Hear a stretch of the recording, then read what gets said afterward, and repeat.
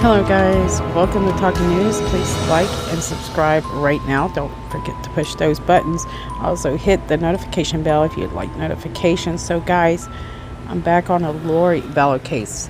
And so Melenie Pulaski, or BOUDREAUX, however you want to say her name, has just done an interview with Nate from East Idaho News.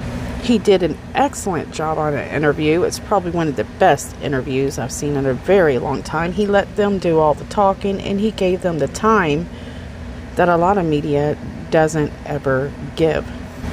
So we learned a little bit about the family involved with this. You have Alex Cox, which is Lori's brother. He was a truck driver, comedian, and he's like the family protector. Alex has actually tased Lori's third husband, Joseph Ryan, went to jail for it for a period of time, and then he later shot Lori's fourth husband, Charles Vallow. He claimed self-defense. Then you have Janice Cox, which is Lori Vallow's mother. I don't have a super lot of background on her other than she is a Mormon. She also is anti-government and anti-law, so she's a rebel. You have Lori's sister showing up in the media a lot lately. Her name is Summer. Don't know a lot of detail on her, but we do know that she's not afraid to speak up for Lori. I just haven't had time to do their backgrounds on everything else I'm researching. But she has spoken out, saying that she believes that her sister would not harm the missing kids involved with this case. Then you have Lori's other brother, Adam Cox. I think he works something to do with either a DJ or radio. But anyways, he seems to be pretty normal, the normal one out the bunch. Just want you to know who they are when you hear their names. I will do more of a background on them when I get time. Then finally, Lori Cox's dad, which I'm not going to mention his name too much. But I don't know a whole lot about him other than, he did try to fight the fact that he had to pay taxes. He called it unconstitutional, and he fought tooth and nail trying, to stand against or stand for his freedom. He believed that he had the right not to pay taxes. So again, anti-government, anti-law. So it helps you understand what you're about to hear about Lori later, where she gets it from. So let's move on. So just recently, East Idaho News did an interview with Melanie BOUDREAUX Pulaski. She just recently married her new husband, Ian Pulaski, which we'll speak more on later on in this video. And this is the niece of Lori Vallow. She really hasn't been super close with Lori, but claims that she is. But I wanted to share what I got out of that interview and what other people got out of this interview that she did with that media group. So I think that's pretty important, that we can kind of do an analysis of what we find and how we feel, about what she says and what she shares. So a brief introductory. Melanie was married to Brandon BOUDREAUX for many years, and she had 4 children with him. And then after getting contact with her aunt, at some point she decided she wanted to divorce Brandon BOUDREAUX. At that point, while they were separated, working on their divorce, there was a lot going on in between, including the fact that her estranged husband had an attempt on his life, and they showed a picture of his Tesla on the driver's side where it appeared that it had been shot. We're not certain what kind of gun, but he said it looked like a paintball gun. We know he made a 911 call to the police describing what happened to him that day, and this was in October 2019. Brandon said he was in so much fear that he ended up going into hiding, him and his children, all of them. Meanwhile, Melanie BOUDREAUX at the time was getting closer to Lori hanging out with Lori and Chad Daybell. And sometime after that attempt on Brandon Boudreaux's life, she actually makes a move from Arizona to Idaho. She lives next door to her Aunt Lori. Who else is living there? Well, you have Alex Cox that's also living amongst this group in the same apartment complex. And then you have Lori Vallow's children, JJ and Tylee Ryan, living there as well. It's during this time that things really start to heat up. This is when Kay Woodcock actually contacts the police because she's concerned about JJ. She can't get a hold of him. And the police go out to their residence, and they have no luck in locating JJ or Tylee Ryan. There's no evidence that the kids are there or have been there, actually. Well, Melenie Boudreaux was actually, at the time she moved there, I think it was, she said, Halloween night she was packing up a U-Haul with her uncle Alex Cox, where at the 1st of November she was moving into this apartment, which we'll go over shortly. I'm just trying to give you guys a quick go over on this so you don't get too lost. So she's moving in, setting up her apartment, and she knows that Brandon Boudreaux has hired a private investigator that is watching her every move. Now, Lori's been arrested. She's behind bars. They still haven't found the kids. Melanie's even been arrested a few times. And we're coming around to a year later in October since Brandon was shot anyways. And Melanie is with her new husband, Ian Pulaski, talking with their attorneys at their side to East Idaho News. And that's what I want to share with you guys. So we're going to go over that right now. So this interview actually has 3 parts to it. So this is going to be kind of mixed in because I try to put it in a certain order for me. So first off, let's talk about who Melanie is. So Melanie says that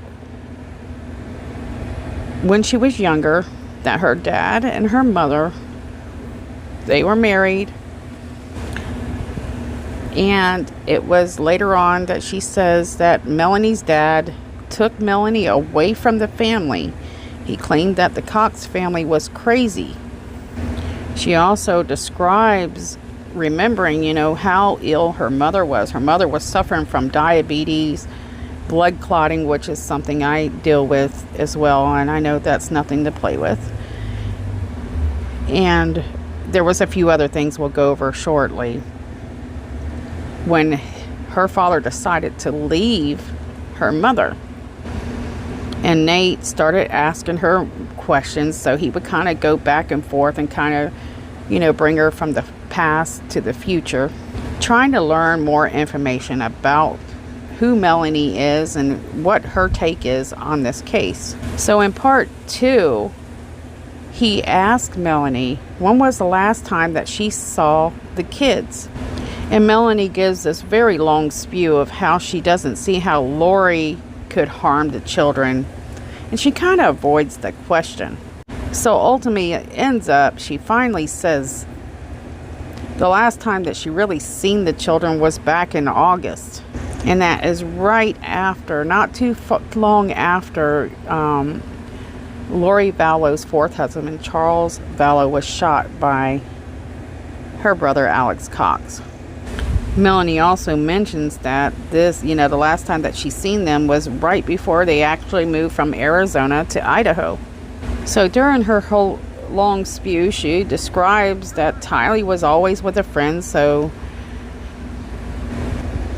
and she mentions several times that JJ is always with a nanny or a trainer, just someone other than his mother. So if we think back when Colby said, he said that she was a protective mother, it doesn't seem that, the mother is much in their lives. She's kind of hardly ever there. So Melanie has asked a few more questions, and one of those is, why do you think Lori's the way she is. And Melanie says that they left Arizona because of threats. If you watch the interview, you can see Melanie really digging deep, trying to come up with reasons, of why she thinks Lori's acting the way she is. So the news interviewer asked her, to tell us a little bit more about why things are happening. And one of those included, why did Melanie end up living beside Lori and actually moving so far away from her children? Because Brandon BOUDREAUX had hired a private investigator who caught photographs of Melanie moving. And he also caught photographs of some stuff that she had left on the side of the road, which include toys, clothes and some other items. Well, the two descriptions are so different. So you have Melanie saying that the stuff that she left behind was broken toys and outgrown clothes, whereas the investigator said it was, perfectly good toys. It just seemed like, she was throwing this stuff out just not to care. Might be a sign that she has no plans of coming back for the children. That's the way that media made it look. But Melanie said that is absolutely untrue, because she had plans to fight for her children with everything she had. So she didn't have plans of abandoning her children. But that's hard. I mean, you can understand that's probably true, but it didn't make sense that she moved so far away during this time that they were going through, a divorce. And that isn't like it's easy for her to come visit the children when she's so far away. So a lot of people kind of question that. So we know Melanie said that she moved Halloween with her uncle. And in the first part of November, she's settling into this new apartment that's beside her aunt. So what we learn is around that time, Melanie is moving her stuff in. It could even be up until the second week, she said. There's two detectives that stop by. She opens the door and she says, quote, I'm jumpy. What is my ex up to? End quote. Because if you remember, guys, she thinks she's dealing with these accusations, Brandon's making up. He's calling her, asking her to, talk to the police, tell the truth. And she just thinks that Brandon's the super bad guy that is out to get her, but she's not the one that's been shot at. He also has a nice hefty insurance policy, so that was very concerning for Brandon as well, as to why he might have been a target, might have been the motive. So Brandon is kind of suspecting, Melanie might play a part in this. He feels very strongly that her uncle definitely played a part in it. He thinks that he was the shooter. But anyways, these detectives are at her apartment or townhome, and Melanie says that the detectives ask her if she knows who lives next door. Melanie says, quote, yes. She says she told them that she thinks her uncle's on the lease, but at that time she says she had no idea that the kids were missing. According to Melanie, she said that Lori Vallow was getting threats from Kay Woodcock.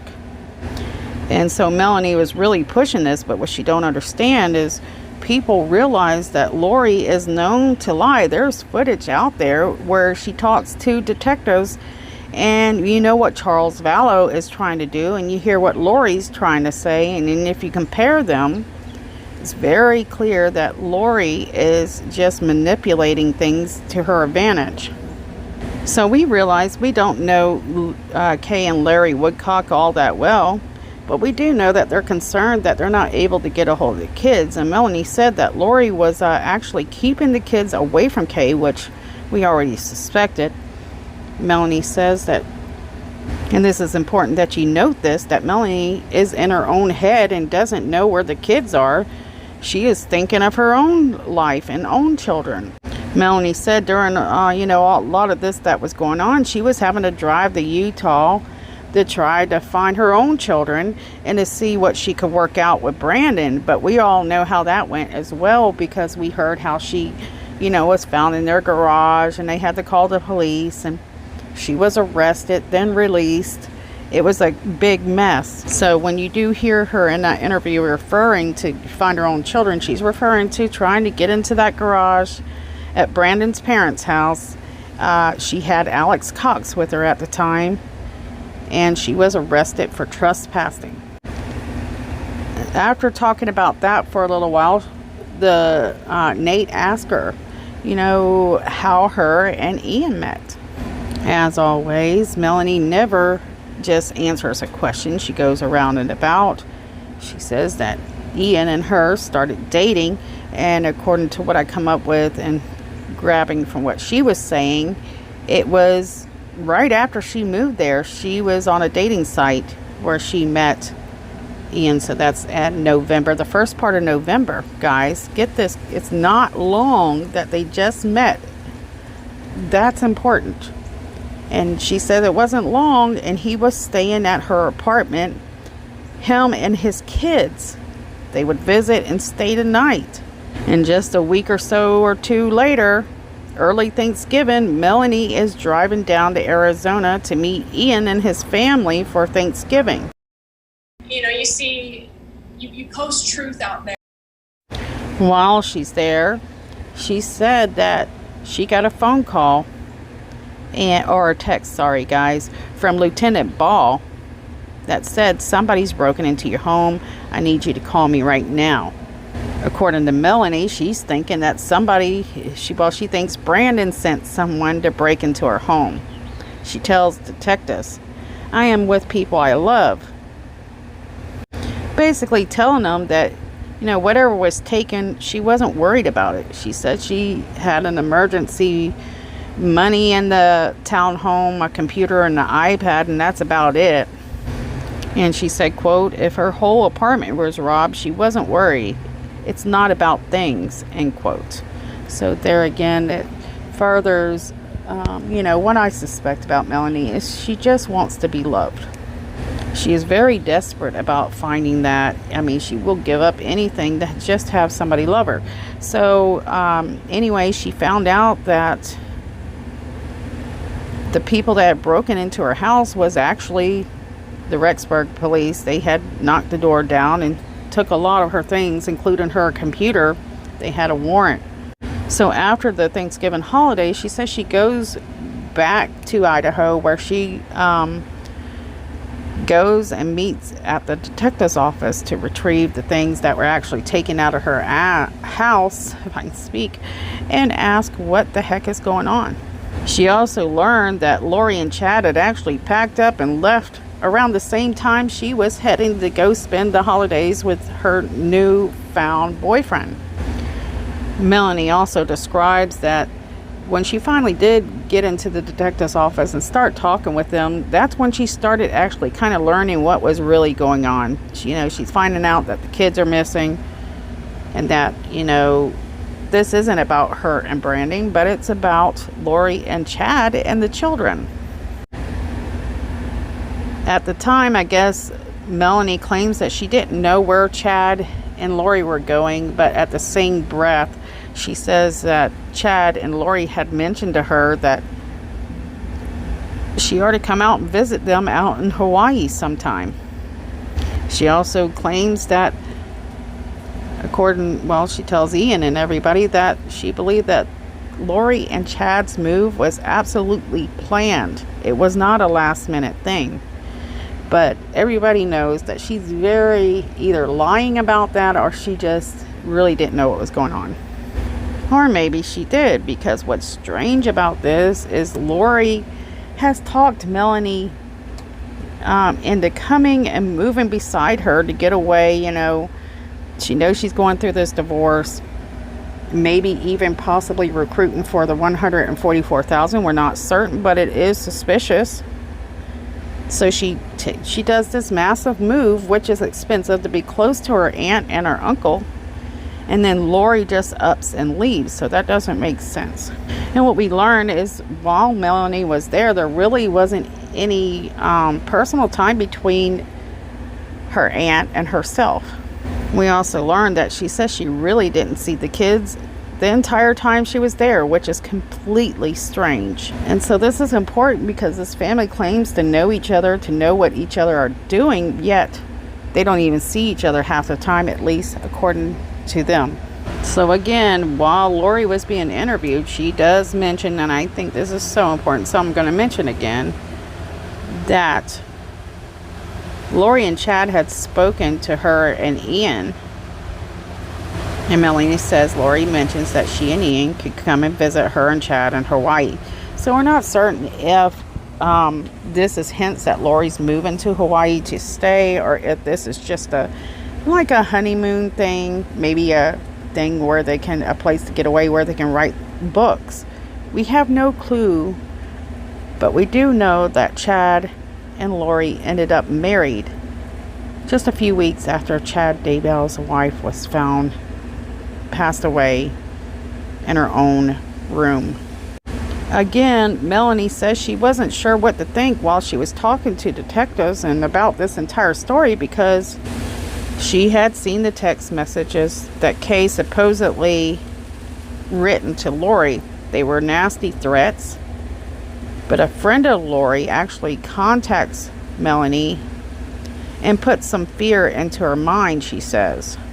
And that fear is what could have happened to Lori's children. She said, quote, "I also know who Lori is. She has always been a person with a plan and has always protect her kids," end quote. So I found this comment quite interesting, I'm sure you did as well, because most of us can figure out that Melanie never even sees Lori with her kids the majority of the time. So this absolutely makes no sense to anyone. I mean, Melanie says multiple times that she didn't even see the kids the entire time that she was in Idaho. She has seen Chad and Lori, Ian, and Alex Cox, but the kids are not in view. So either she's seen the kids and she's lying, or she's in denial. It just didn't make sense. I know Nate was kind of questioning what she's saying as well. We all are, because it just seems like this is a manipulation, a lot of distraction, pointing you away from the truth. So I don't have an exact date.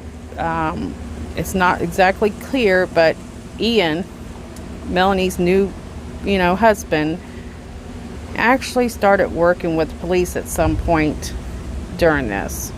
So Nate actually started asking Ian a few questions, and he kind of asked him about, the document that was written where he, explained what he learned at first, at the beginning of this case, and what he understood about the belief system and the what Brandon Boudreaux was calling a cult.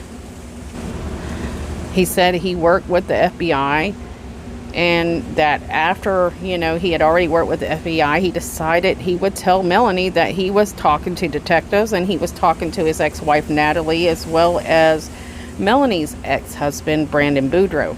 So it's clear that Ian was quite afraid. He didn't know what to think at the beginning, but now we see him, he's back with Melanie, and we are learning that both Ian and Melanie both are not allowed to see their children as far as we know right now. Ian says that he thought that the kids were in danger when he did this, and so he goes to the police station with the hopes of getting, this fixed and over with. Ian says, quote, "I was afraid," end quote. He also said, he thought that there might be something dark and sinister going on. Well, he could be correct, but I don't think it's what media made it out to be. But it's still dark and sinister. There's still a lot going on with at least Lori and Chad. How thick the plot is, they're still working on it, but he needs to know. He definitely should have been more cautious before getting involved the way that he did. Because right now, you have Charles Vallow, who was telling his attorneys way ahead of time, you know, something bad's going to happen. He's trying to help his wife. He's, you know, and Lori's telling him we're going to get back together, and then she leaves him and then tells him that she's going to destroy him. She tells her friends that she's going to destroy him, and her friends witness, you know, a few things that she does, like taking his truck and leaving him stranded. These are pretty dark actions. And Melanie tries to, you know, make it seem like she, you know, Lori's doing these horrible things to him with reason, and that's because she caught Charles cheating. But the reality is nobody's caught Charles cheating. However, there are emails where Lori Vallow was talking to Chad Daybell, and Charles explaining to other people that he had actually even found these emails and suspected Lori of Chad and Chad having an affair. In fact, Charles was going to contact Chad Daybell's wife and let her know about it. But we have Melanie saying that there's not enough facts point to any evidence, and there's more than enough evidence out there. The only thing they're lacking is evidence of where the children are. And then what the saddest part about this is Ian has sacrificed his own children for this. I know you guys agree with me. I don't care how lonely, how desperate you get. There's nothing that comes before our children. So Ian, you know, at first says he thought it was dark and sinister, but now he kind of thinks, you know, it's not so bad. And the reason why he thought it was so dark and sinister as well is he heard, you know, through the grapevine that the kids are, you know, they were saying, well, Chad and Lori were saying that the kids were zombies. And even more concerning, we heard that Alex might have to take care of these kids.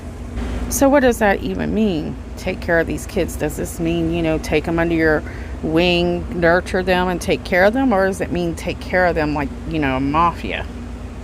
Well, because the kids are missing and because of Alex, you know, actions with at least 3 people, that includes Joseph Ryan, Charles Vallow, and then Brandon BOUDREAUX. Well, how far will Alex Cox go? According to Alex Cox's friends, they believe, yes, he could be violent if he felt like his family was in danger, but they don't feel like Alex Cox was a danger to any of the children or his family members. We know that Alex Cox's sister, Melanie BOUDREAUX's mother, had passed away, and that he was spending money on his deceased sister's card while she was in the house. We're hearing this, but we haven't seen proof of that.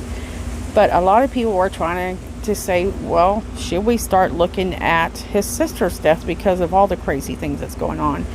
And I think what's unknown is what's fueling this speculation. But anyways, let me continue with Melanie.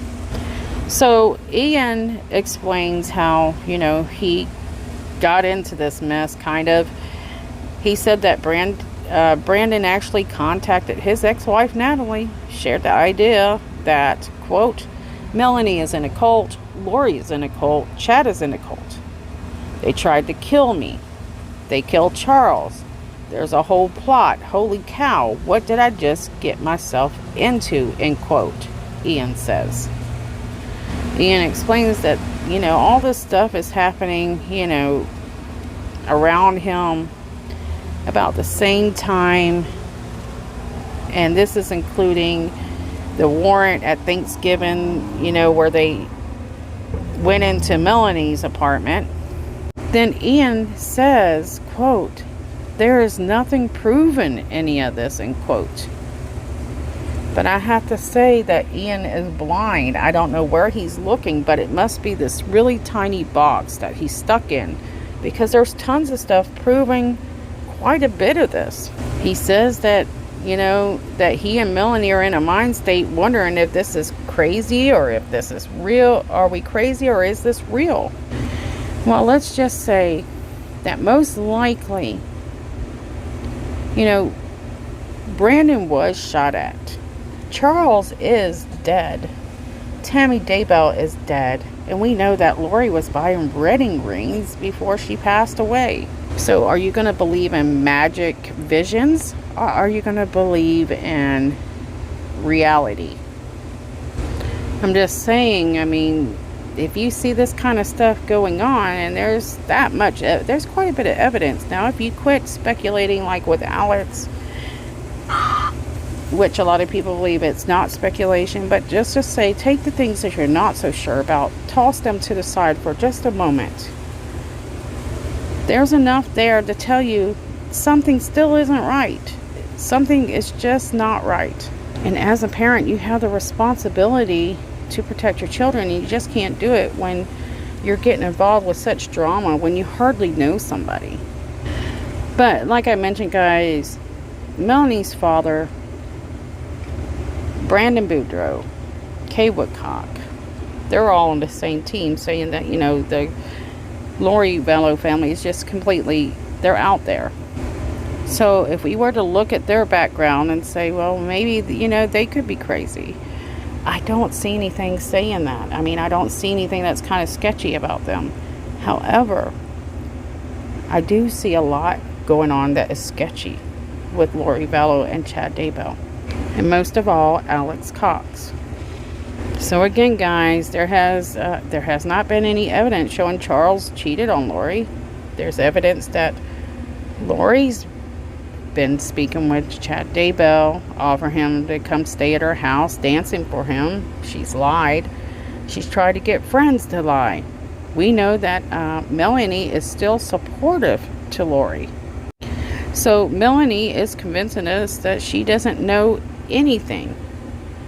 But we know better, and Ian does as well, because I think sometimes Ian and Melanie kind of brush this off laughingly. They're kind of immature about this behind closed doors. And if you really want to think about it, this entire story is absolutely nuts. You know, everybody's a little kind of out there in some way. So at this point, we need to just start throwing away the speculations and narrow it down to the final and important facts of where the kids are. Now, what investigators are going with is the fact that you cannot mix up these true facts that Lori Vallow had bought wedding rings before Tammy Daybell even passed away. And what happened between Lori and Charles is difficult to grasp. We know that they had an argument. We know that Charles would, he would hang stuff over Lori's head, and Lori would hang things over his head, and so it was kind of like a who was going to outdo who. We know that Charles has no history of being violent, and that is because the kids have said it multiple times at police interviews and for media interviews. What happened to Tammy Daybell is definitely questionable. And what's happening with the kids, we're still trying to figure out. Is Lori hiding the kids? Or did something, tragic happen? So what could have changed how Melanie's, was sharing with the police at first versus now? And a lot of that has to do with, on these documents, they come out to the public, and so now they have to worry what family think. So that's important. So basically, if you were her, you would have to deny that you're, standing against them. I don't know. I would have thought that could be a thing, but I really don't think so. So when Melanie speaks, you hear her use the word truth, which is something they use as Mormons a lot of times when they speak about their religion anyways. Melanie also admits that words in the document does stem from bits of truth. Sorry for the background noise, guys. It's really windy here today. Now, something that Janice says, which is Lori's mom, she says the kids aren't missing to Lori. They're just missing for us. And that's because Lori knows where they're at. But let's stop using the word missing. How about we use are the kids alive?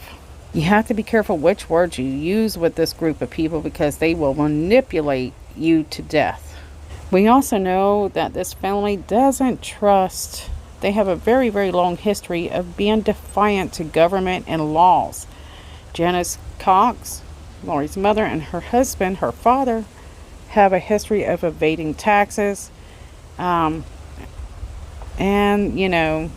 this is due to their beliefs, and they say that paying taxes is basically unconstitutional. And so we have heard that Lori has defied the law in court dates on multiple occasions. It also is well documented that she has done these things. According to Mel's attorney, he says that Lori stated that she has no faith in the system because, it lacked to keep her kids safe.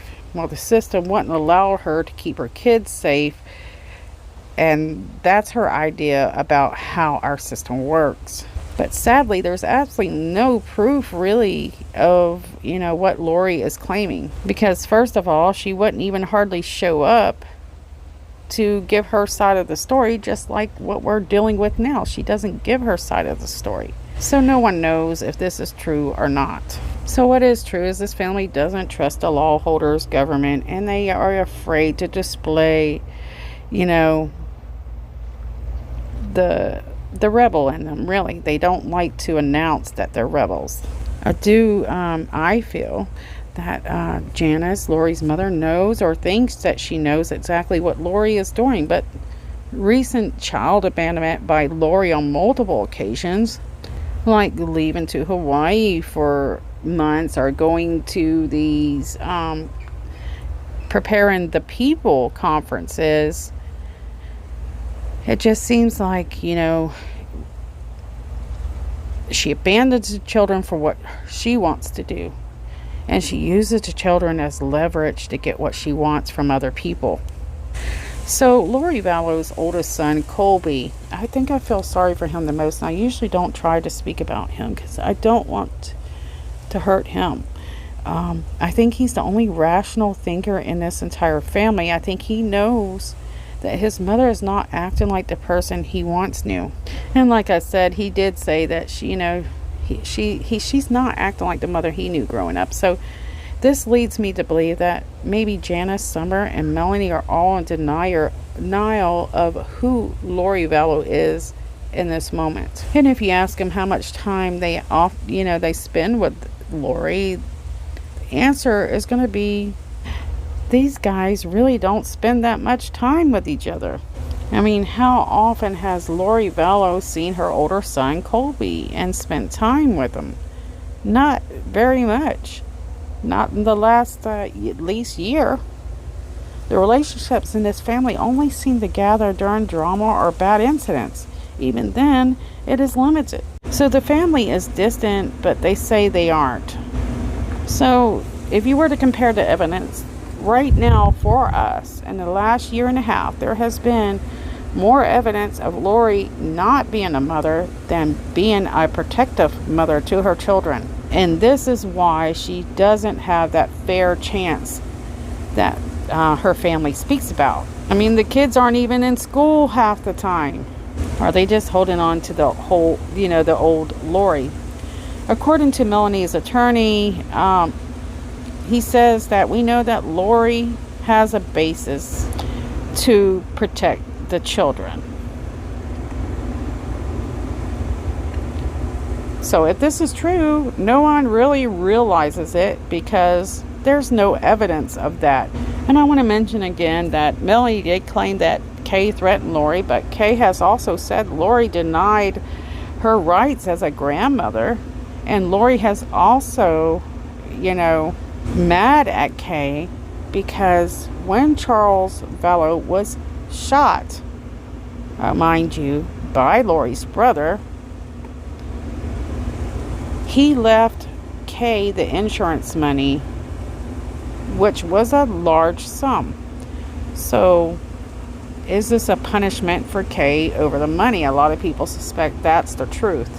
Again, we have not seen the emails that Kay have sent. We don't know what details are in those. We don't know if she just said some nasty things or threatened her. But according to Lori, she threatened her. But let's think about this, guys. We have a woman that knows what's going on with Lori in the background, just like Melanie says she knows what's going on with Lori in the background. There's two different versions going on, and so this is kind of raises flags. Kay has evidence to support what she's saying, but Melanie does not. So that's the difference. So Kay has evidence showing emails and ring purchases and all kinds of things where Lori was trying to change passwords to get Charles insurance. And this is before even Charles passed away. It's like she knew Charles was going to pass away. And so Kay has all these thoughts. She's going to be angry. And then now she can't see her grandchild. So she's lost her brother. And now she's lost her grandchild. Because Lori. Basically because Lori. So I expect she probably is angry. So now they're taking the kids and using the kids as leverage. Lori is using these kids as leverage. It's not fair to the children. We're hoping she's using the kids as leverage. We don't know what's happened to the children, and that's why she's behind bars. No matter what Melanie and Ian say, both of them are without their children right now. Ian is not thinking straight. I hope he's watching this, because you're just not thinking straight, boy. And Melanie needs to stop trusting the wrong people. I am just not happy. I'm just sad for them too. And so this video was about, their interview. It's just very shocking to see them manipulate the facts and lack of facts. But what they don't realize is nobody's going to see the picture that they're painting, because it's clear glass. People can look past that painting and see what's behind them. I think Tylee's smart enough, if she is okay and she's watching, this media, because I think they're using media to deliver messages, if that's the case, then I think eventually she's going to be smart enough to figure out that this has just got to end, and this circus needs to stop, and these kids need to be allowed to live their lives, because they're being drawn into something that they shouldn't even have any part of. There's no threats to the kids. The only thing that I can say is maybe they're scared the kids might have something that they can say against them. But there's no threats to the kids. There's nothing that they're making it out to be. These kids are perfectly okay. It's just for some reason Lori's hiding them. And it has something to do with her, and that's for certain, because she's selfish. So some of this is speculation, guys. It's my opinion and the opinion of others that I'm reading online. I am thoroughly aggravated with this case, because it could be, this could stop at any moment. But it hasn't. And then watching these interviews of people thinking that this is, funny. And it's not funny. I just hope that they find the kids. And I just hope they're safe. And I hope Colby's got a lot of support behind him, because I'm worried about him more than anybody, besides Tylee and JJ. So anyways, guys, we used common sense on this one. We used our mind and we used our facts. And then we, tried to figure out putting some stuff in between what we know to see, possibly what are the outcomes.